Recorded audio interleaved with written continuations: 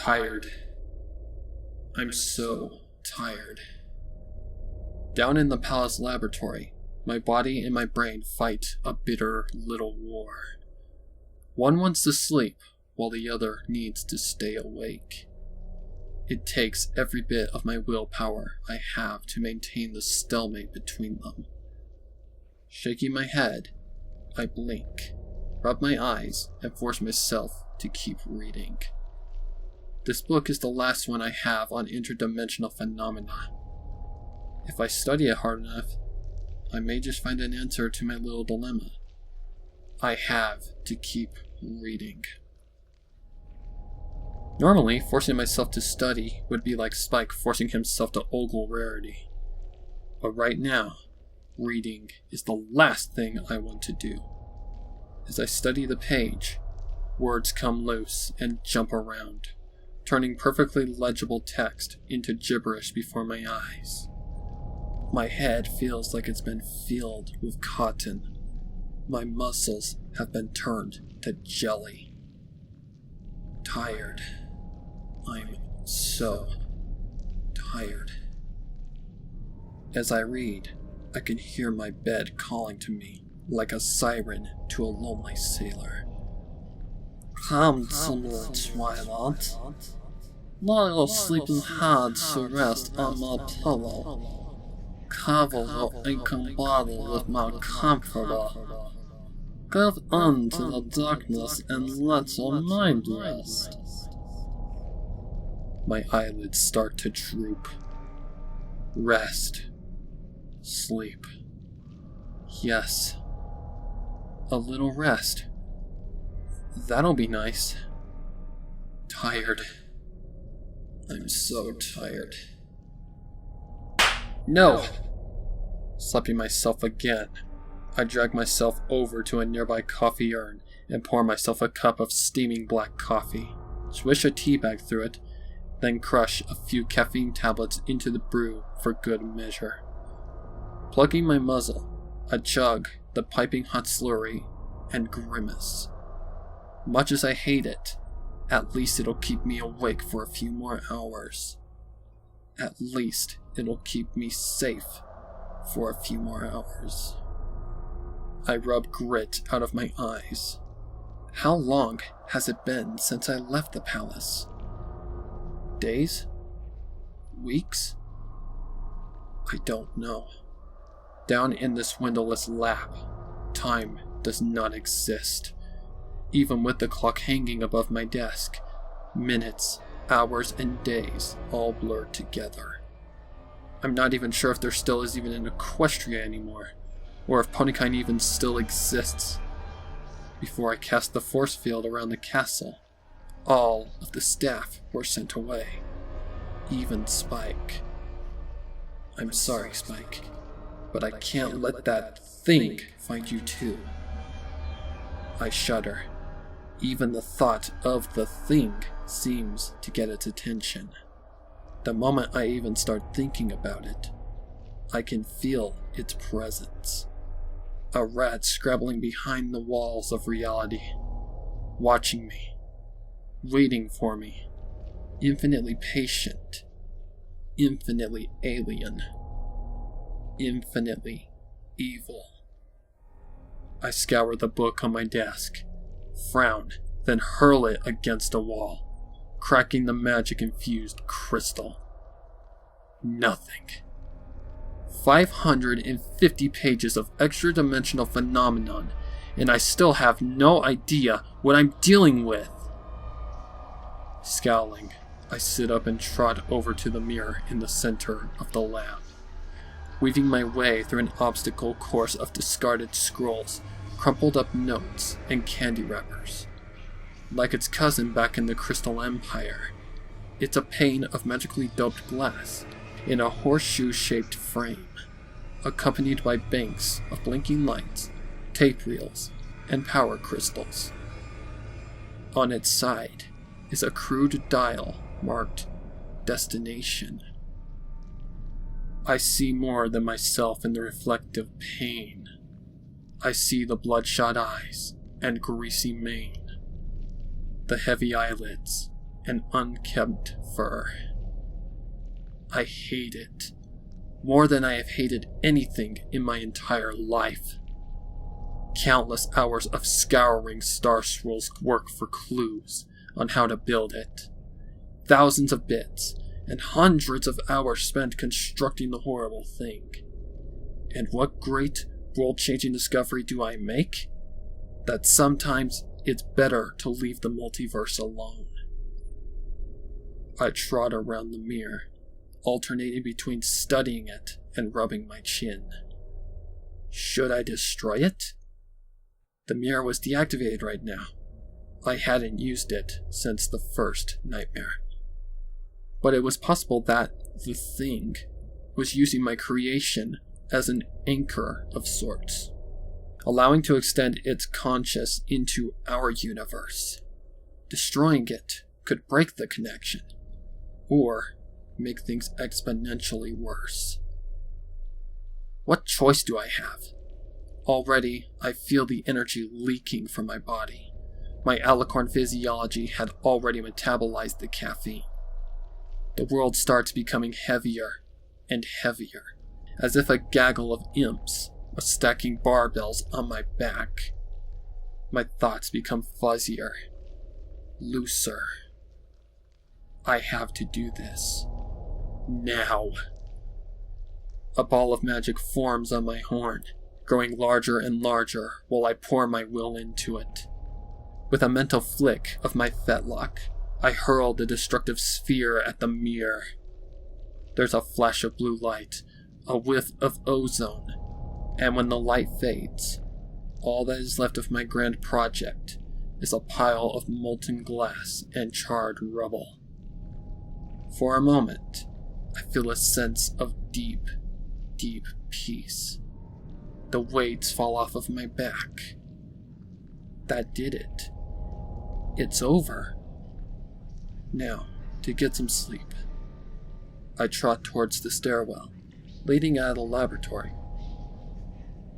Hello, bed, my old friend. Sorry to keep you waiting for so long. Tired. I'm so tired. I stop. Might as well clean up my mess before I go to bed. No use making Spike clean up more than he already will. A broom and dustpan float out of the supply closet in the corner and take position beside me. I turn to face the pile of wreckage that used to be the mirror. The broom and dustpan fall to the floor, along with my jaw. It's fixed. I rub my eyes, blink a few times, then rub them again for good measure. I trot over to the mirror, running a hoof over its frame. What? How? How could this? It's in perfect condition. No chips, no cracks, not even a single scratch. It could have easily been fabricated just yesterday. I pull a forehoof back and slam it into the mirror, breaking it into 1,000 pieces, each shard emblazoned with my face. I turn my head for a few moments, then look back. It's still there. I twist it into pieces with my telekinesis. Still there. I crush it into a sphere the size of a marble. Still there. I slam it against the walls of the lab. Still there. As I destroy the horrid device again and again, I feel the thing. It's laughing at me. After a while, I slump to the floor, hot tears trickling down my cheeks. I can't move. The energy drain is too much. Pitifully, I stretch my hoof towards the coffee pot and try to pick myself up. Slowly, my eyelids shut. My breathing slows. Just a few seconds. Reality blurs. The universe fades. Tired. I'm so tired.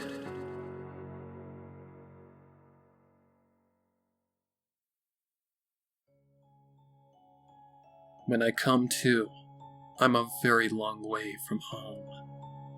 Hoisting myself off the ground, I pluck bits of razor-sharp gravel from my coat and shiver.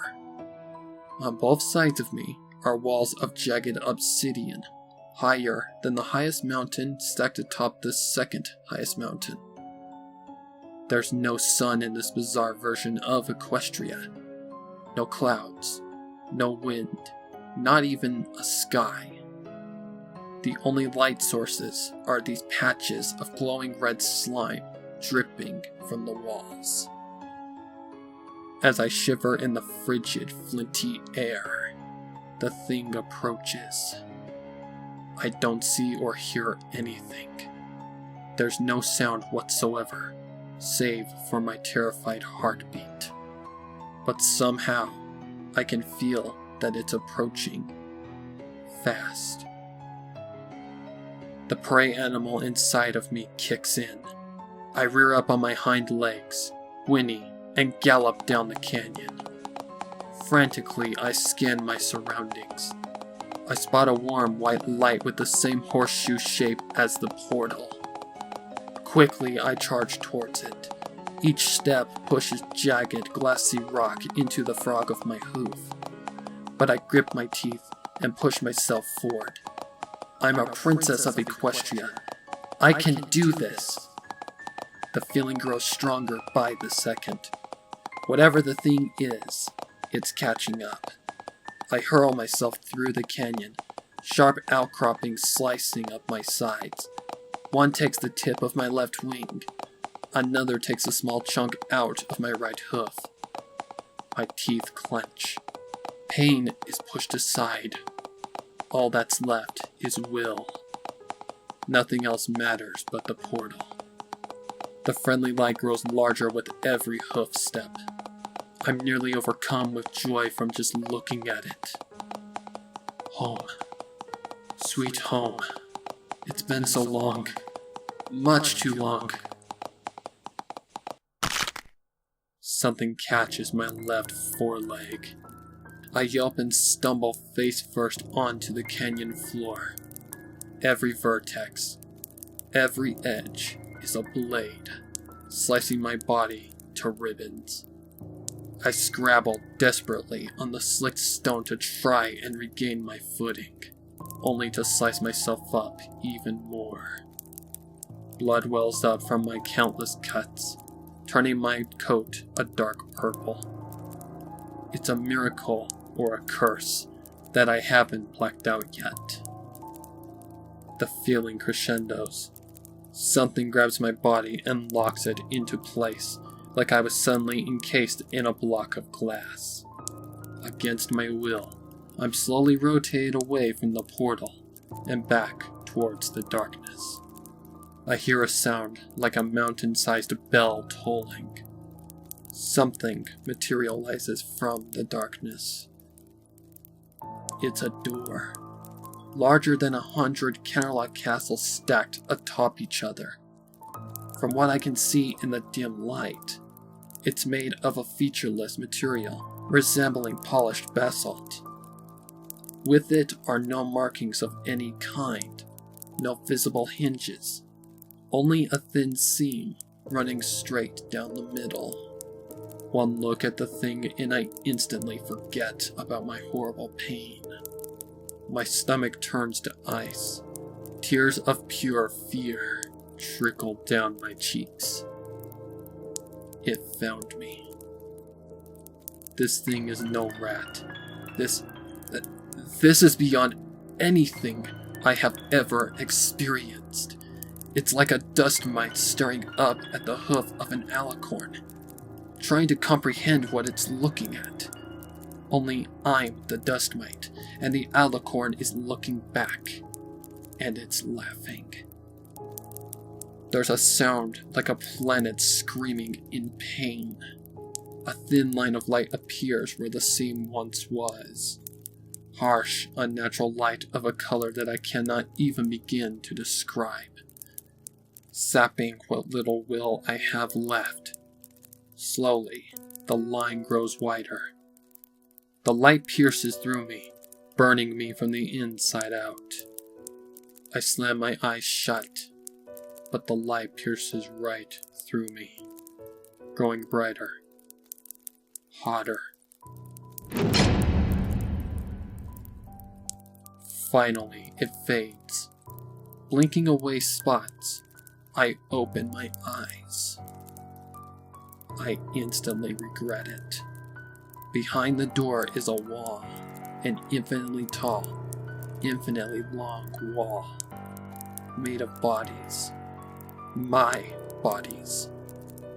Beyond the door's threshold are hundreds of Twilight sparkles. Slender, elegant alicorns, shriveled up crones, blank-flanked fillies, colts, even newborn foals still attached to their umbilical cord and covered in birth fluids. All welded together into a squirming, screaming wall. I swallow my gorge. Urine trickles onto the rock below me. Some of the Twilights resemble my mirror universe counterpart. Some are covered with scales. Others have multiple heads. Some have no heads. Some have heads in nooses or heads with horrific wounds. All are in pain. The wall bends in my direction. 1,000 Twilights reaching out towards me, welcoming another sister to the fold. A hole opens up on the wall, exactly my size and shape. A spot on my left shoulder suddenly flares with pain. I look down to see a bulge of liquefied fur and flesh stretching toward the niche in the wall. Several more flares of pain follow, and more bulges pop out of my skin, stretching themselves into hair-thin ribbons of liquid pony. Lavender liquid starts to ooze into the depression like molten candy into a mold. The sight of liquefied flesh triggers something in me. With a strength I never knew I had, I break the door's control and stagger back towards the portal. Long streamers of blood and liquid flesh trail behind me. Ignoring the pain of being simultaneously melted and sliced apart, I drag myself towards the portal. Closer. Closer. Closer. The world grows dim. I slump to the ground. Just give up. Let the wall take me forever. There's no point in fighting. No matter what I do, it will get me. After all, look at the countless other Twilights it caught. They tried. They failed. Why would I be any more successful? No! Shaking off the treacherous thoughts, I reach a hoof out towards the glowing outline. There is a jolt and a flash of light. Tired. I'm so tired.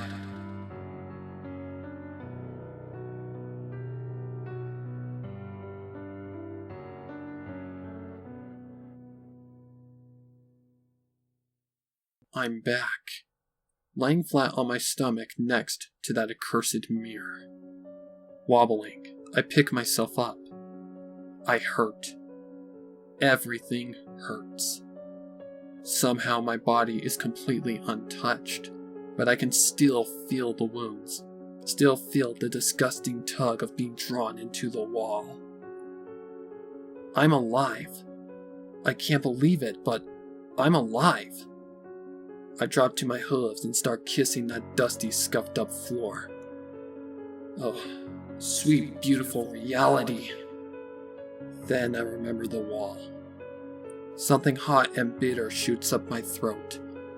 I run up to the lab's tiny bathroom and expel my recently drunk coffee. Once my stomach finally calms down, I spit sour bile out of my mouth, race to the coffee pot, and chug straight from the spout. The hot coffee burns my lips and scalds my throat. My stomach screams in pain, but I don't care. Tossing aside the pot, I throw myself to my writing desk and crack open a book. Maybe there was something I missed. I hope there is. I've got to keep trying. I have to find an answer soon. Because I'm tired. I'm so very tired.